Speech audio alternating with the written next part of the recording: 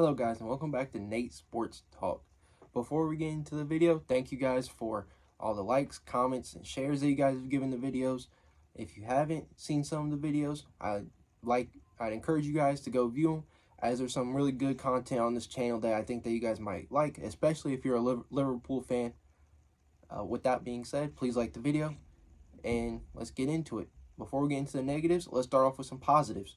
Congrats to Bacecic and Harvey Elliott for being ranked 21st and 14th in the Golden Boy rankings. They definitely deserve them. They're really, really good players who have world-class potential to them. And let's hope that they can live up to those expectations, if not exceed them. Not just because we're Liverpool fans, but because it's great to see young players thrive and do what they love. Now that we got that out the way, let's get into the main part of the video. As I'm sure that you saw by the title, Liverpool ranked 19th in net spend in the last 5 seasons, according to The Athletic. That is embarrassing, honestly. A club of our stature should be in the top 6, obviously, as we're a top 6 club. But our owners don't spend money. We don't spend money that we generate through revenues to help build a winning product on the field. And I put this down to the fan base. A lot of the fan base are willingly accepting us being mediocre and not wanting to spend money. Because we've been so bad in the 2000s, now in the 2010s, people want to be like, oh, this is... It's just normal to them. It's just normal to them to accept mediocrity. I'm someone who always wants to win no matter what. And I'm a younger fan, so I don't know, like, the 90s. I wasn't born.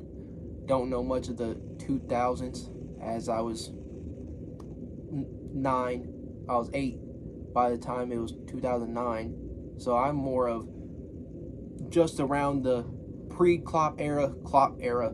That's mostly what I know growing up.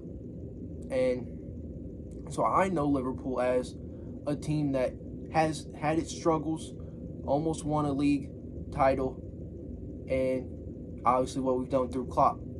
So that's all I know. And majority of my adulthood and teenage years has been winning. That's what I know as Liverpool. We're winners. I don't really know much about the old ownership before FSG, so I can't really speak much on that, but I can look at the history and say that it wasn't good enough, just like FSG aren't good enough. FSG are running us down into the mud. As we saw this season, we finished 5th. That's not good enough for a club of Liverpool stature. Only wanting to spend $35 million on players is not good enough for Liverpool stature. Saying Barella is out of our price range, but we can sign him if we sell Thiago, is not good enough for a club of our stature. It's honestly embarrassing to say that players like Tyler Morton are good enough and we don't want to stunt their progress when they will never be good enough for us.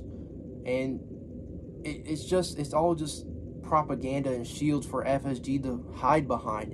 And fans have allowed this for far too long. There's nothing that will change fans' minds.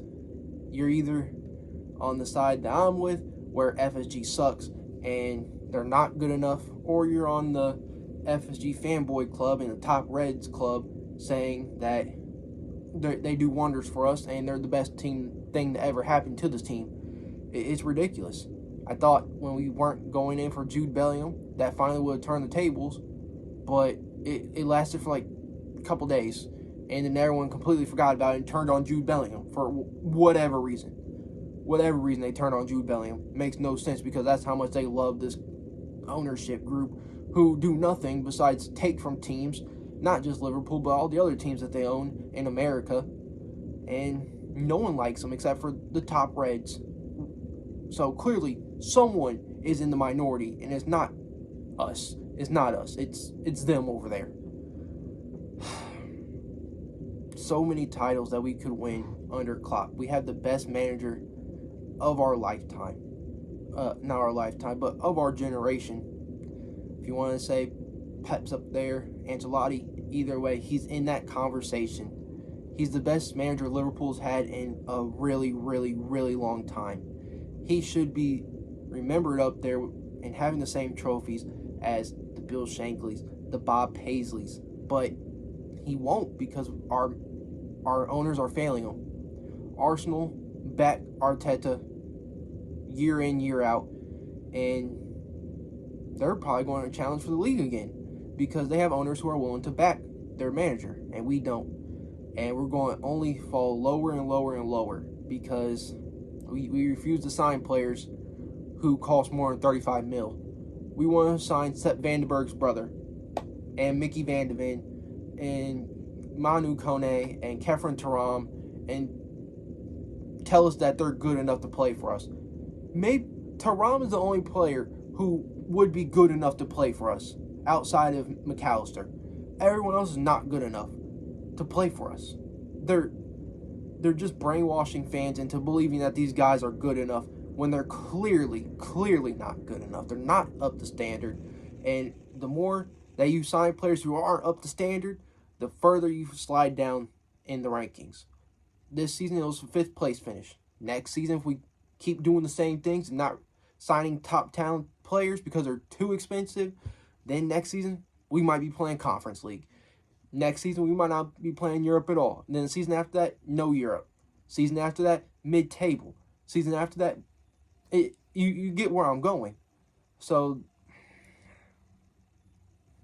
it's just sad to see that we're 19th in net spend, and we're the size of a club like Liverpool.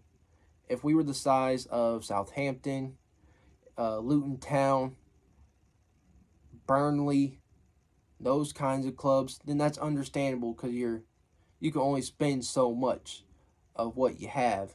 But when you're arguably the first or second biggest club in England and you're 19th in net spend, 2 plus 2 isn't equaling 4.